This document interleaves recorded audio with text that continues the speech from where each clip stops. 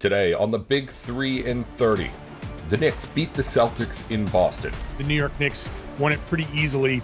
The Bucks add Cam Thomas to the roster. What's the path the Bucks should take? And the Raptors take care of the Pacers. A quality win led by who else but Scotty Barnes, the All-Star. This is the Big 3 in 30 NBA. The three biggest stories in the NBA from our local experts at the Locked On Podcast Network. We bring you the real story, why it matters, what's next, who wins the big game, and more, all in 30 minutes. The Big 3 in 30 NBA starts now. Thank you for making the Big 3 in 30 your first listen of the day, part of the Locked On Podcast Network, your team every day. Today's episode is brought to you by FanDuel. Download the FanDuel app now by visiting FanDuel.com and win $300 in bonus bets if your first $5 bet wins. The Celtics hosted the Knicks last night and let New York take a win after Boston led at halftime.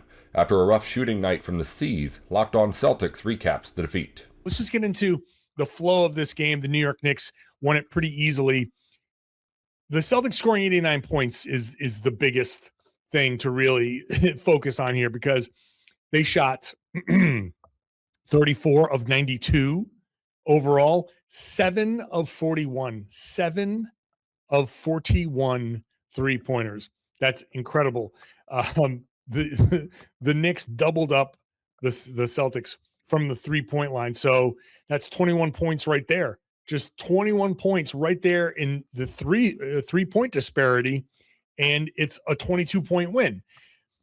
It can just be that simple sometimes. It's not always, but for the Celtics, the missed shots, and not just missed shots, the ones that went halfway down and came back. Honestly, there was a point in the third quarter, and I tweeted this out. I thought if the Celtics were able to get half the points, and when the shot goes halfway down and then pops back out, if you're like, well, that went halfway in, so you get 1.5 points or a half point on a two-pointer, that a 13-point game, that might have been tied at that point for the Celtics. They had so many go in and out. So step one here, not really their night. And it's 2 straight nights where they've started out cold. They came back on Friday night and were able to kind of overcome that, but they weren't able to do that against the Knicks. So they continued that whole second half. The Knicks are a little bit better than the Miami Heat. So you don't have the same opportunity to kind of bounce back the way they did on Friday. This one, they could just never really quite get the momentum. The third quarter, it was actually impressive for them to be down 5 when they were shooting so poorly. And it's not like they were defending great either, but they kept finding ways to keep it close. I thought the story of this game was going to be how the Celtics were able to keep it close and then maybe make a late run, a late push to kind of steal it because of how poorly they shot, because they kept giving up backdoor cuts. The defense wasn't really their best defensive effort overall. And I thought third quarter, they got it down to 5, and I was like, man, they might have a chance here to kind of repeat the Miami game, work it down, find a way to get it into the fourth quarter kind of tied. And then it's just 12 minutes of who wants it more. Can you find a way to hit some shots? But then they go on a 3.5 minute just slump, cold shooting, and you go from 5 to down 15 all of a sudden, and New York just comes back and just takes control again. Fourth quarter, before New York ran away with it, you come out, Vooch gets a layup, Pritchard finally hits a shot, he hits a 3, and you're like, gee, it's only a 12-point game. You give up a couple of shots, you get it back down to 12, and you feel like it's still there. So at that point, a couple of minutes into the fourth quarter, the Celtics, despite playing poorly, are within striking distance. 12 points with 9-10 minutes to go in the fourth quarter, 8 minutes to go in the fourth quarter. That's plenty of time, catch a little bit of a heater. Somebody gets going. Derek White, who was shooting pretty well, one of these guys just bang, bang, bang, and all of a sudden you're in a back and forth game. Very easy. But then turnover, foul a three-point shooter, and the momentum goes away again. And so that was the story of this game. The Celtics, without consistent shooting, as Joe Mazzulla said after the game, that puts a lot of pressure on the defense because now you feel like you got to come down and get a stop. Every mistake is magnified. Every miss gets magnified. Then you have a stretch where the officiating kind of changes, where they went from calling everything to calling nothing.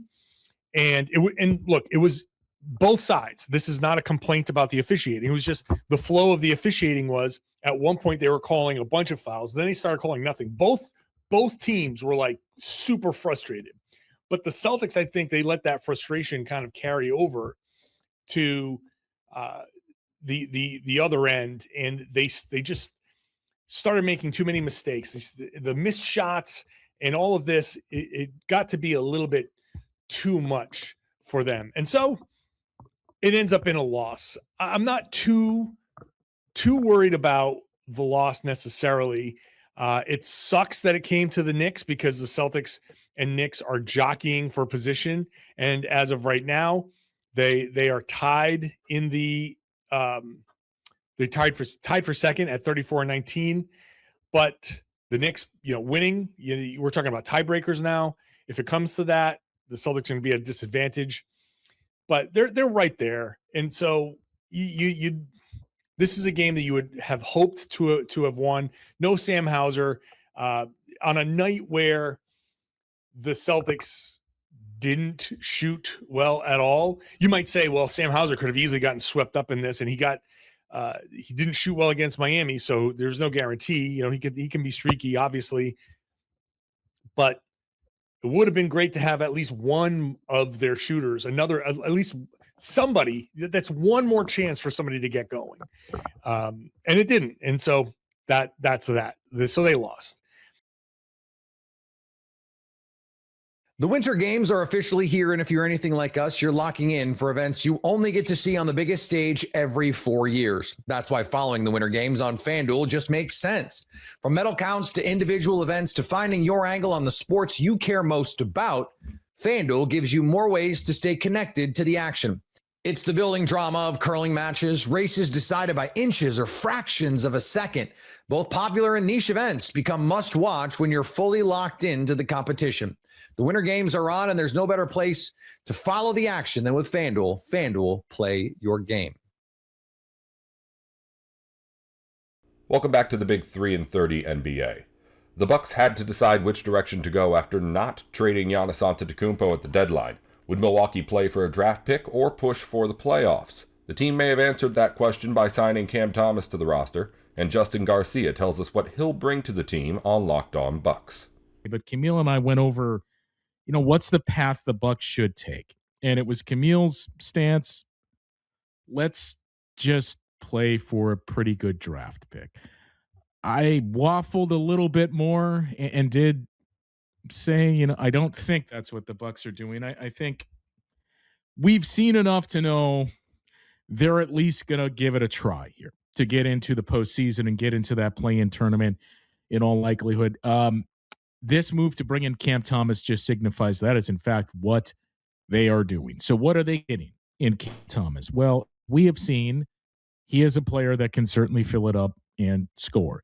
Durability has always been an issue for Cam Thomas, and he's battled injuries all throughout this season, all throughout last season, especially when he averaged a career-high 24 points per game, but he only played in 25 games a season ago. He's only appeared in 24 this year. Last year, he was a starter.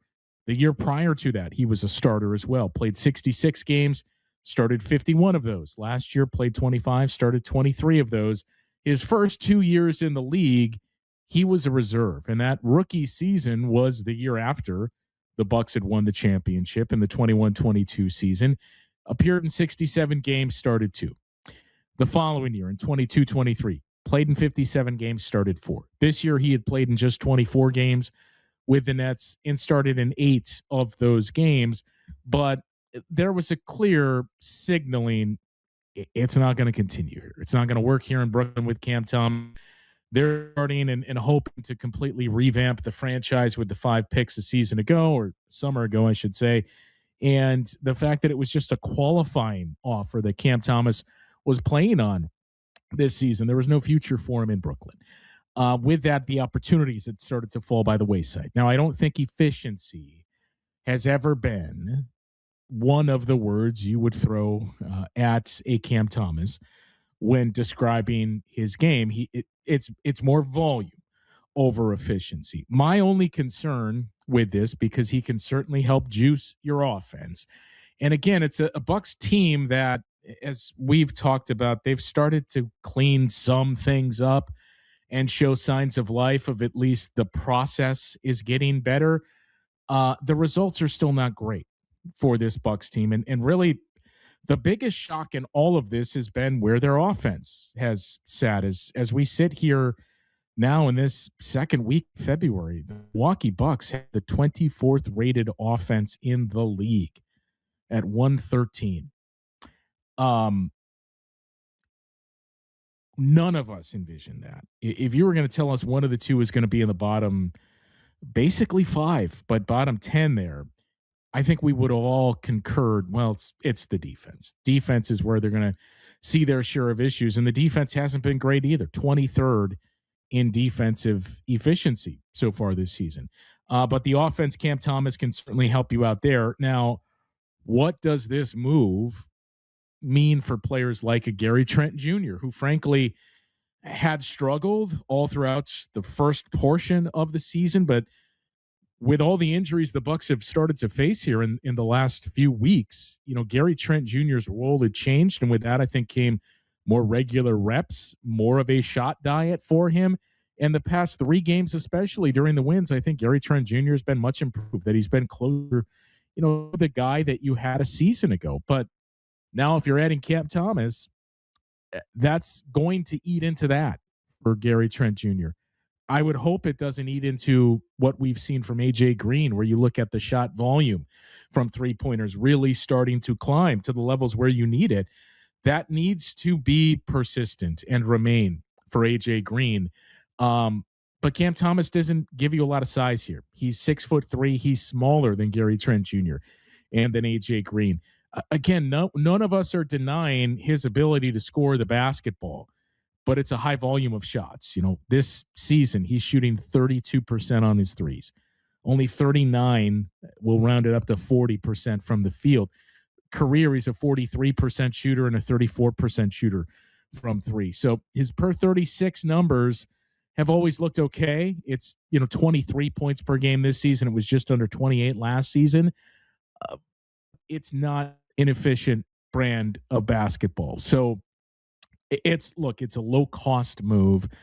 There's no real risk here for the Bucks, who are still 12th in the Eastern Conference. It's not like it's costing you anything other than the contract for the remainder of the season. So I get why you're going to lean into this and say, okay, we can add this.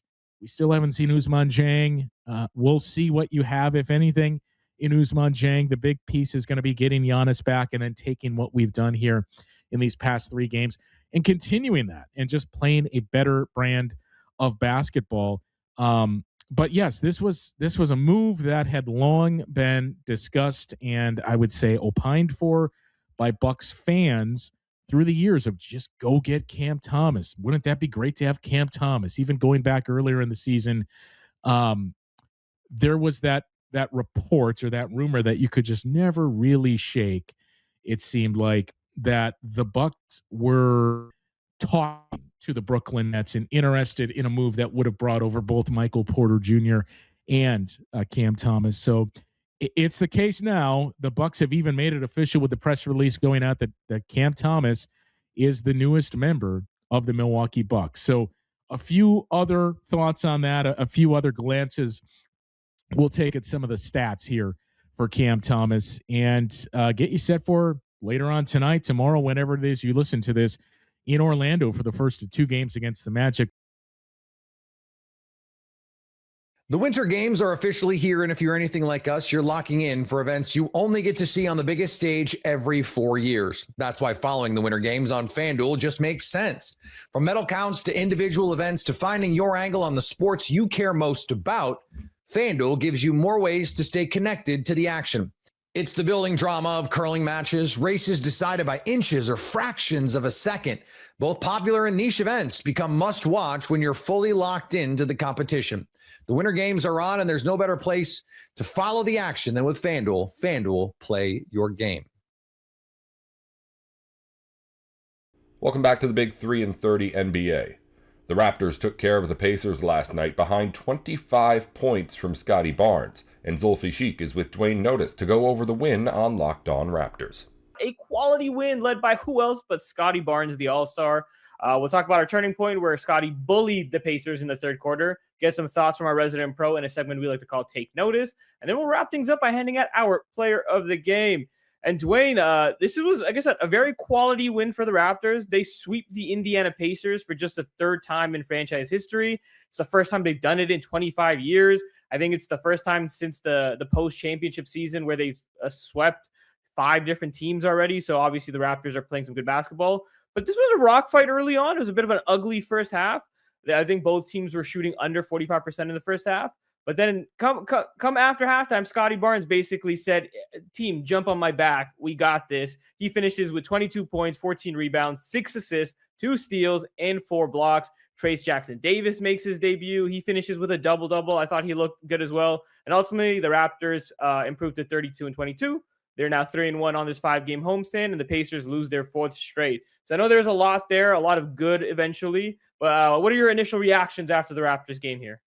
I felt like it was a great win, Z. It felt like an all-hands-on-deck type of win. The atmosphere was pumping throughout the arena. The crowd was into it. Everybody was feeling good. But the first half, you already mentioned it, the adjective you described it was ugly. And I thought it reminded me of the mid-early 2000s, the score, how it was so low at halftime, hovering around 50 points. But, I mean, we knew this was going to happen because both of these teams are so versatile on the defensive end, right? They have length. They're able to really do well when it comes to guarding the ball with high pressure. And I think that because both teams are disciplined on the defensive end and they get that token ball pressure and they're in passing lanes and they make the entry passes difficult, it allows for the offense to kind of struggle sometimes. So I don't think it was an instance of bad offense more so than it was just two teams gutting it out on the defensive end. But the Raptors did a great job after halftime. Like I saw Matt Bonner and them talk about it. They don't know what type of speech that Darko gave, but whatever he did inspired it might have been the gladiator speech that Russell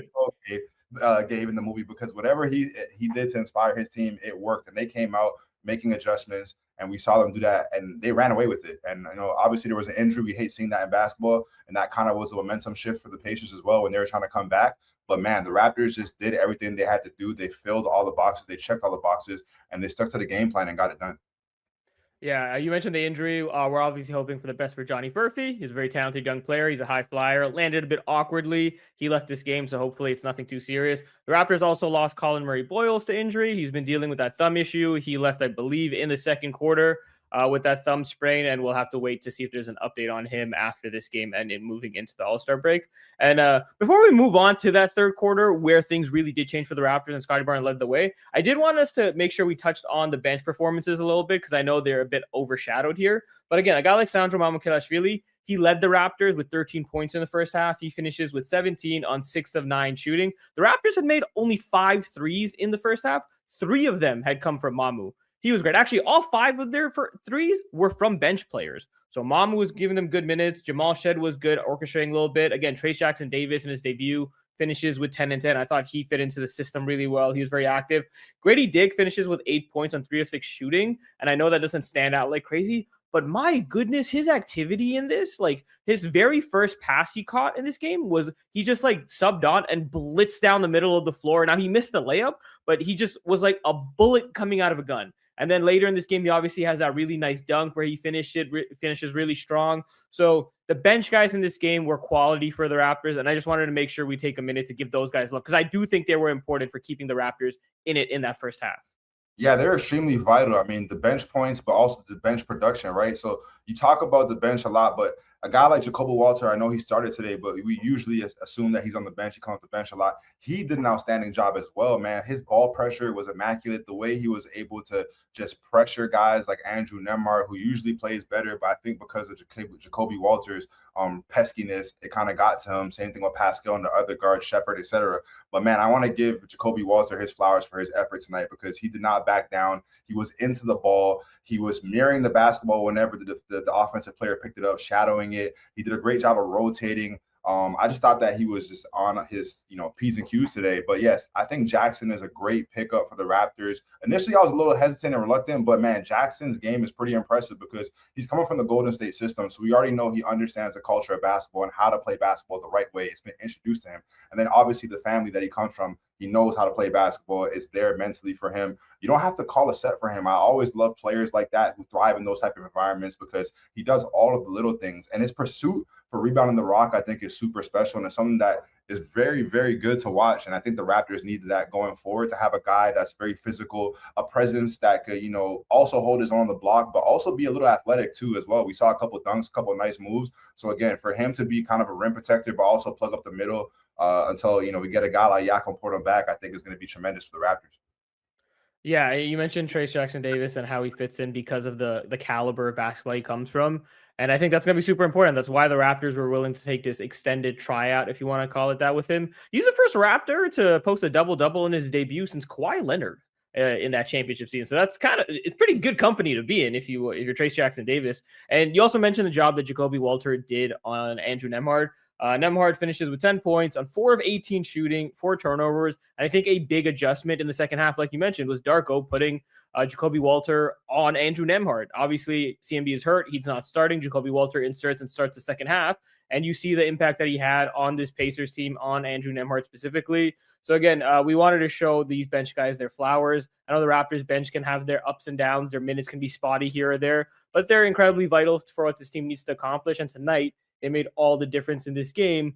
But the guy that made the biggest difference was undoubtedly Scotty Barnes. And I think it's time we talk about him in his special third quarter. Time to reveal where the game was won or lost. It's the turning point. All right, Dwayne, I think if anyone watched this game, they know this is where the game changed. The Raptors came out of halftime with a 2-point deficit. Now, they start the third quarter on an 8-0 run, and right away, Scotty Barnes, his fingerprints were all over that. During that span, he had a block, a steal, a layup, and an and-one dunk. And then after that, he just decided that, nobody on the Pacers can guard me in the middle, and nobody can guard me against the spin. He gets Johnny Furphy on a bit of a drive, spins past him, and-one dunk. Again, we hope Furphy's okay. A couple plays later, he muscles past Pascal, spins, he misses, but he grabs his own offensive rebound. Again, the activity puts it right back up. And then a couple plays later, Pascal scores, and Scotty says, no. This is my building now. I'm taking over. He goes, just beelines to the basket, finishes with a lefty. And then a couple plays later, he does the thing again where he spins and dunks it on somebody. And it's just the intentionality, the focus. I truly believe that Scotty Barnes takes this matchup personally for some reason with Pascal Siakam. He mentioned after the game, I have a lot of love and respect for Pascal. He's my guy. I was a rookie when he was here. But I just think he plays with more of an edge.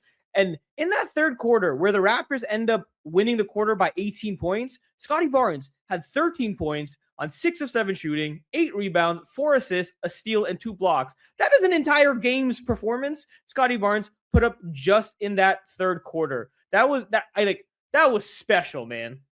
Yeah, it was super special, but it's testament to the Raptors and what they do in the third quarter, right? Another 40-plus point for a third quarter for them and their efforts coming out. But Scotty is super special. We saw RJ have the nice putback, and then after that, Scotty really took over the game. You mentioned it, but he was an unstoppable force going downhill. You know the saying, sometimes your idols become your rivals. So for a guy like Scotty, who was a rookie and obviously being mentored by Pascal Siakam, you can kind of see the similarities in their game in a sense. You talk about that spin move. That is something that Siakam used to utilize a lot when he was on the Raptors going downhill. But now Scotty kind of implemented it in his game. And we saw that nice spin cycle to the dunk. He yammed it on someone. Welcome to your Kodak moment with the finish of the posterizer of the defender. But attacking the rim in a variety of ways, right? Nice low pickup with the left-hand finish and just a super strong finishes in transition, playing through the contact. Yes, he was complaining to the ref about being fouled, and he was. Honestly, on those replays, you saw them hitting his arm. But I love the fact that he did not allow that to determine how he played on the other end. He still was doing his thing on defense. But even the offensive rebounds and having the foresight to kick it out to a guy like Quickly to make those buckets, I think was impactful for them during this game. But his unselfishness is something that we continue to harp on, and it shines. And it shines even in the moments where he flips into another gear and he starts seeking his own offense. And that's what we saw, him just being aware of understanding, I got to take over the game. The Raptors need this win. I got to put the team on my back, like you talked about, being a superhero, being the leader of the squad, seeing how vocal he was too, talking to new guys, talking to Jackson at the free throw line. That's a great sight to see of a guy who's bought into Darko's system and and what the team needs from him. But man, the way he was able to, catch the rebound, and unlike other bigs in this league who quickly look for the point guard or who dribble it right away, you see a guy like Scotty have that awareness to kick it up ahead. You saw Mama wide open for the leak out and the dunk. But those are just plays that I think a lot of people take for granted but don't understand how special they are, and those points really, really matter. But again, man, seeing him just not be afraid of the moment and not be afraid of any defender that was put in front of him, I think is just something that we continue to see from a guy like Scotty Barnes, who's going to be an all-star here, and rightfully so. Yeah, like watching that third quarter, you could just see in like real time where that something clicked in his head where he's like, these guys can't guard me. And I thought that was really important for the confidence of not just himself, but for the Raptors. In the first half specifically, I felt like there was a lot of these bailout passes really late, like deep into the paint, where they just were. I thought they were giving Jay Huff way too much credit as a shot blocker. He's good, he has good size, and he's physical, but guys were trying to just kind of kick the ball out at the last second instead of going up strong through. It led to a couple turnovers. The Raptors, I believe, had 11 turnovers in the first half, and we're going to talk a bit more about that later in that adjustment. But I think when Scotty was showing the rest of his teammates that, like, we don't need to keep kicking the ball out every single time. Let's go up strong. Let's get to the basket. And when he started just dunking and scoring on these guys at the rim, again, that was a moment for didn't just click for him. It clicked for the rest of his teammates. And that goes back to this thing that we've talked about the last couple of shows, Dwayne. It's leadership. That loss at Timberwolves, that was the big topic coming out of it. There was not a ton of leadership from Scotty and BI and some of their main guys there towards the end of that game. But then you saw it against the Bulls where Brandon Ingram took over that game because he knew that's what the team needed. Scotty Barnes said it after this game, I was doing what the game demanded. And tonight in this game, what demanded from him was being that leader and finding his scoring punch to show the rest of the guys that we can attack these guys and get to the rim. I believe the Raptors were actually down in pain points after the first quarter. By the end of the second quarter, it was even. It was like 22-20 in favor of the Raptors. By the end of the third quarter, the Raptors had nearly a 10-point advantage at points in the paint. And I think that was a lot of what Scotty Barnes was able to accomplish as a leader. It's what he was able to do for the rest of his guys and getting them going. Like you said, he was finding his own offense, but also feeding his teammates. That full court pass to Mamu right before the end of the quarter was on a dime. We're talking about the Super Bowl. It's Sunday. He looked like a prime quarterback out there, dishing it to Mamu there for a touchdown. So it was a special game from him. And again, that's why he's your all-star. That's exactly why he's your all-star. And man, you talk about the offense, but how many times I feel like I sound like a broken record, but his defensive awareness is super incredible. I mean, again, I'm not sure if Indiana watched any game film, but they kept trying Scotty at the rim as if he's not one of the premier shot blockers in the NBA this season right now. And I don't know if he has a sponsorship with Windex or whatever, but he was putting the glass OD today. I mean, the emphatic blocks were just some that were literally served as an outlet to the fast break and the transition points on the other end, which I thought was dope because the Raptors obviously 29 team assists and then obviously 34-9 in the fast break department, so playing fast. But that is all due to Scotty being a presence in the lane, literally blocking shots and starting fast breaks off of his defense. So again, Scotty doing it on both ends, and you love when he gets into those modes where he's super dominant. You mentioned the points in the paint, and that's all because Scotty did not settle. We didn't see any mid-range turnarounds in the second half. We didn't see any, three-pointers at the end of the shot clock by Scotty or anything. He just went to head down to the basket. You're not going to take a charge. Okay, I'm going to put this shoulder into you until you hold that. And he kept getting to the basket at will. And we love seeing that because it ignites the rest of the team as well. And then obviously, the more Scotty's able to attack the basket and score and be efficient at that, then the defense will continue to collapse. And that's where you get the kickouts for guys like Quickly, guys like Shed who are making threes as well today. So again, shout out to Scotty for just being super intentional and being a leader, like you said, putting the team on his back and ensuring the Raptors got this win today. Yeah, he willed them to victory in that third quarter, and I think that was absolutely the turning point of this game. That's his 24th double-double of the season, which leads the Raptors. It was also the 103rd double-double of his career, which passes Pascal Siakam for 5th all-time on the Raptors franchise leaderboard. Again, doing it against Pascal, and like you said, by using some of his own moves against him with that spin, I think Scotty Barnes really does live up for this matchup, and it was awesome to see. That's all for today's Big 3 in 30 NBA. If you follow football or college sports, the Big 3 in 30 has shows for the biggest news in the NFL and on campus going up every weekday just like this one. Just search the Big 3 in 30 NFL or the Big 3 in 30 College wherever you're listening or watching now. Thanks again for tuning in to the Big 3 in 30 NBA.